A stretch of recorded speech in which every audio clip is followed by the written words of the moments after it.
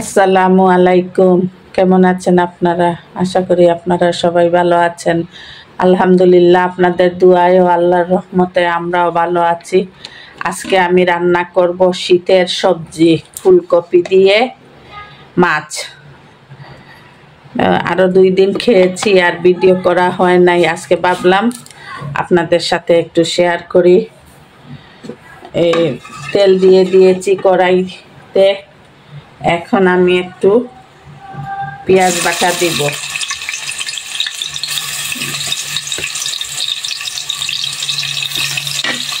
রসুন বাটা, অল্প আদা বাটা,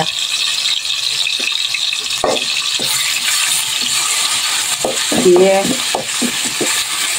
একটু নাড়তে থাকবো। পরিমাণ মতো লবণ দিয়ে দিলাম। এই হলো আমার মাছ। এই ফুলকপি, ছোট ছোট 2টো ফুলকপি আর একটা আলু আমার বৌমা কেটে দিয়েছে, আমি রান্না করতেছি। এখন গুঁড়ো মশলা দিব, হলুদের গুঁড়ো, মরিচের গুঁড়ো, ধনিয়ার গুঁড়ো। আমি অল্প পানি দিয়ে দিয়েছি মশলা কষানোর জন্য। এখন মশলা কষানো হোক। যত মশলা কষানো হবে তত রান্নাটা ভালো হবে। মশলা কম কষালে রান্নাটা মজা কম হয়। যারা নতুন রাঁধুনি তাদের উদ্দেশ্যে এটা বলছি। পুরাতনরা তো আমার চেয়েই ভালো রান্না করেন। আমি আর কি রান্না করি। মশলা বাছতে বাছতে যখন তেল উপরে উঠে চলে আসবে তখন আমি তরকারিগুলো দিয়ে দিব। এই তরকারি দিয়ে দিচ্ছি। আমার এখানে 2টো ফুলকপি, একটু ফুলকপির কচি ডাঁটা, তাও আমার বৌমা দিয়েছে, আর একটা মাত্র আলু। ওই যে অভ্যাস, আলু না দিলে ভালো লাগে না, সেজন্য ভালো করে মশলার সাথে মিশিয়ে কষাবো। আমার তরকারি কষানো হয়ে গিয়েছে। এখন সিদ্ধ হওয়ার জন্য আমি একটু পানি দিয়ে দিব। আজকে আর প্রেসার কুকারে রান্না করি নাই, আজকে হাঁড়িতেই করতেছি। সবসময় তো প্রেসার কুকারে রান্না করি, সিলিন্ডারের গ্যাস থাকায়। আজকে ভাবলাম না, হাঁড়িতেই রান্না করি। এখন আমি ডেকে দিব, সিদ্ধ হওয়া পর্যন্ত ঢাকা থাকবে। সিদ্ধ হয়ে গেলে আমি মাছ দিয়ে আর একটু ফুটিয়ে নামিয়ে নিব। ফুলকপি আমার এখনো সিদ্ধ হয় নাই। এই পর্যায়ে আমি মাছগুলা দিয়ে দিব, কারণ আমার মাছ ভাজা নেই। সেজন্য এই ফুলকপির সাথে আমার মাছও রান্না হবে। তাহলে মাছের ভিতরে সব মশলা ঢুকে যাবে।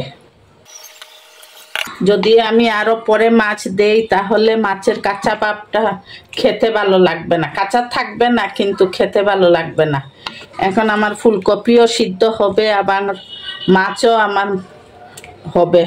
মাছের ভিতরে মশলা সব ঢুকবে। আর আমি আগেই বলি, সব সময় আমার বাচ্চার ঘর, আমার নাতি আছে, সেজন্য আমরা মরিচের গুঁড়া একটু কম দেই। সেজন্য তরকারির রঙ একটু ফ্যাকাশে থাকে। ইনশাল্লাহ আমার নাতিরা বড় হয়ে গেলে আস্তে আস্তে আবার আমরা আগের মতো একটু জাল দিয়ে খেতে পারবো। এখনো জাল দেই, অল্প জাল দেই। এখন আবার আমি ডেকে দিব।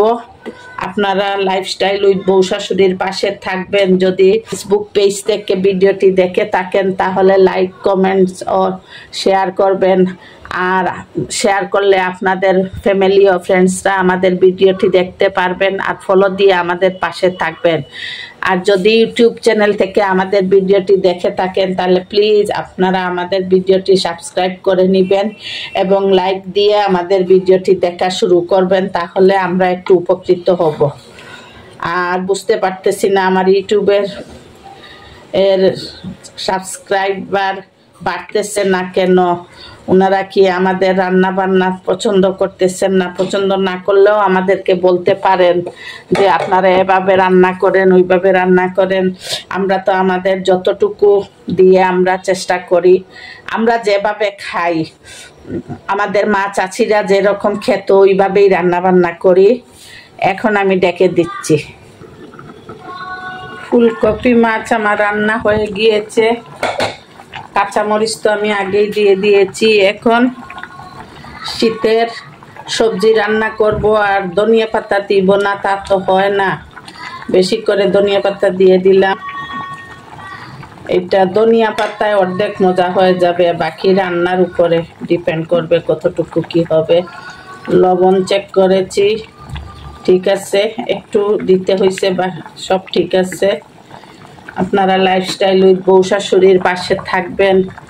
যদি আমাদেরকে ভালো লেগে থাকে তাহলে লাইক দিয়ে ভিডিওটি শুরু করবেন দেখা।